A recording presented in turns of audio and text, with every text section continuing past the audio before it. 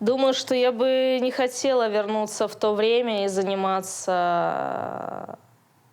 да, таким маргинальным искусством и вернуться в то время, когда наши песни не могли существовать, не могли быть популяризированы, потому что нафига мы столько времени потратили, чтобы сейчас да, быть в таком положении.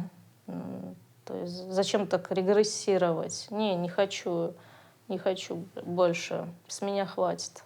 Я бы не сказала, что я прям очень хочу обратно в 2019.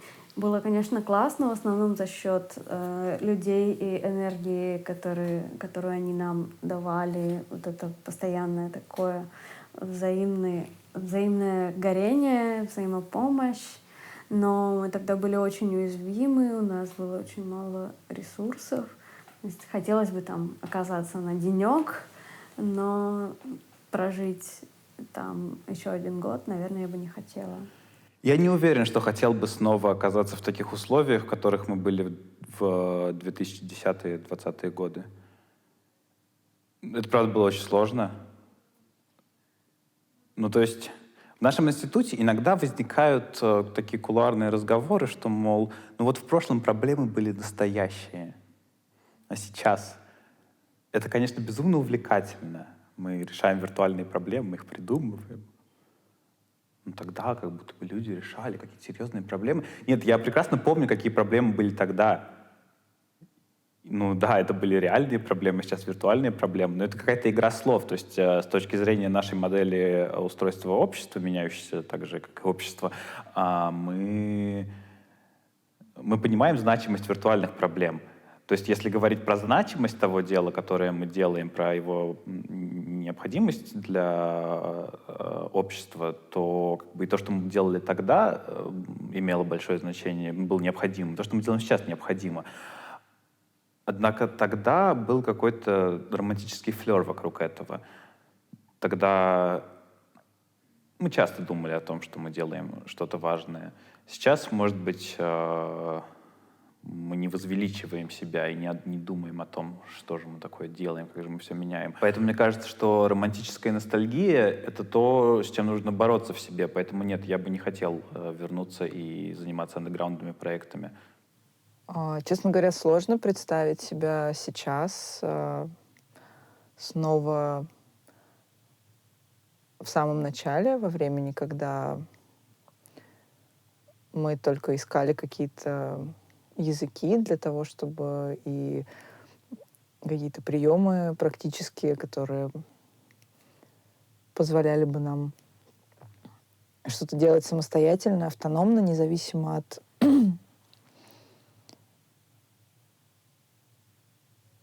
от каких-то внешних воздействий. Потому что сейчас это кажется уже настолько обыденным и не требующим усилий. И, конечно, возможностей стало намного больше. Вот. Ну, возможно, я немножко скучаю по тем временам, когда, чтобы добыть пластик, нужно было просто сходить в супермаркет без собственной сумки, и вот у тебя уже есть материал на изготовление каких-то предметов одежды.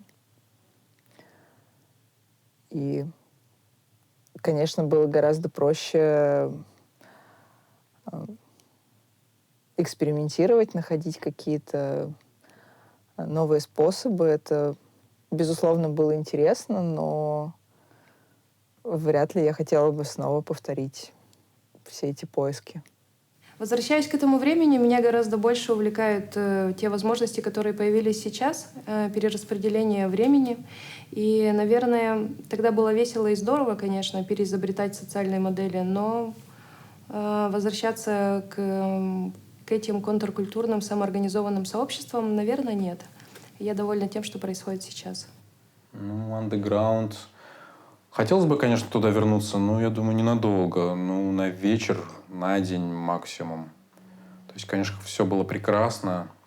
Замечательные люди, все открытые, активные. Кто-то, все что-то делали, было очень интересно. искусство, политика. Но я также понимаю, что сейчас мы находимся вот в этой вот золотой клетке, с которой не можем выбраться, и, в принципе, нам, во-первых, из нее как-то и видно лучше все, и даже и не хочется. Ну, на денек я бы, наверное, сгонял бы в 2019. Да, весна 2019 года. Ну и все, пожалуй. Конечно, если вспоминать все это, то все очень выглядит романтичным. Мы были такие все немножко наивные и вкладывали то единственное, что у нас есть, это наше здоровье и время. Когда здоровье и время кончилось, к счастью, у нас появилась, конечно же, слава и успех, и у нас вернулось здоровье и время сразу же. И сейчас, конечно, я бы ни за что бы не хотела вернуться в то состояние, и поэтому я как раз занимаюсь поддержкой молодых инициатив, несмотря на то, что им она сейчас не очень требуется. Но мне кажется, это важно помогать всем сразу же прийти к чему-то большему, потому что часто и раньше, и сейчас немножко, мне кажется, это сохраняется, что молодые люди, они оказываются в заложниках более успешных людей. И те их тогда очень сильно эксплуатировали, и сейчас, конечно, к сожалению, будем честны, это остается, превращая их в своих бесконечных помощников. Мне кажется, так быть не должно. И очень здорово быть самоорганизацией, но лучше, конечно, сразу как-то институциализироваться. Но если, конечно, поностальгировать о прошлом, вот этот низовой андеграунд, это все самоорганизация, когда все на активизме, на вовлечении строилось, перегорали жутко все, срались, ссорились, но была какая-то вот солидарность в этом всем. Мечтали, что добьемся сами, что пофиг нам эти институции, эти коммерческие, рынок этот весь, что вот нужно за чистое, настоящее, непродажное наше искусство бороться, свою духовку двигать. И так ностальгируешь, пожалуй, иногда думаешь, оказаться бы в том времени обратно. Но сейчас уже я не знаю, что в Силиконовой долине уже 3-ю вакцину бессмертия изобрели. Я уже себе эти инъекции ввожу, уже гидропонику эту сейчас развожу, всем ее бесплатно распространяю. И как бы и проблем нету уже, а машины времени пока еще нет. С одной стороны, вернуться в это, я понимаю, что и хочется, и колется. С другой стороны, я не знаю даже. С моей гидропоникой сегодняшней расставаться так не хочется. Эти все проросточки.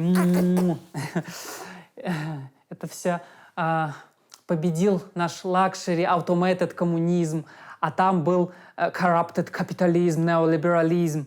И как бы ностальгия — это, конечно, чувство противоречивое такое. Иногда оно прогрессивное даже. Мы ностальгируем о том, что утрачено, но порой мы это все идеализируем. И никогда этого не было, может быть, прошлого, прекрасного этого андеграунда нашего чистого, за который мы рубились. Однако же это был наш опыт, наша жизнь, и ее не отменишь. В общем, нет, наверное, зачем? Зачем возвращаться жить прошлым, если можно подключить к нейронам просто нужные проводки и испытать все, все, что было тогда. Все очень классно и здорово, и только, ну я не знаю, только только в этой самоорганизации, я думаю, что вообще наш проект мог как-то зародиться. Ну, я думаю, что вне его ничего бы вообще не было. Да, согласна. Вот, но как бы И неплохо было бы иногда возвращаться и как бы вспоминать, как оно должно быть правильно и живо. Вот. Но находиться в этом постоянно, мне кажется, достаточно сложно, именно потому что как раз чувствуешь иногда какую-то свою там, не знаю, незащищенность. Но, может быть, в то время было так. Возможно, сейчас было бы и по-другому. Мне кажется, сейчас, ну, как бы мир состоит из самоорганизации, по большому счету. И поэтому как бы это уже не... Ну, то есть уже не приходится постоянно бороться или там пытаться бороться, или там страдать от того, что ты не можешь бороться. Ну да, сейчас вообще успех там и путь к успеху и звезды — это вообще слова, которые не имеют смысла, потому что сейчас ценен каждый. Ну да, и получается, что по факту сейчас происходит все. Ну, то есть, как бы нельзя сказать, хотели ли бы мы вернуться, потому что сейчас происходит все то же самое, просто ну, как бы нет какого-то. Ну, то есть это самоорганизация, это не антагонизм происходящему в мире, а просто мир такой. Вот и все. Ты до сих пор носишь кольца, которые носила тогда. Ну, мы же вспоминаем сегодня 2019, у меня косплей. Ты специально надела их? Ну да. Класс.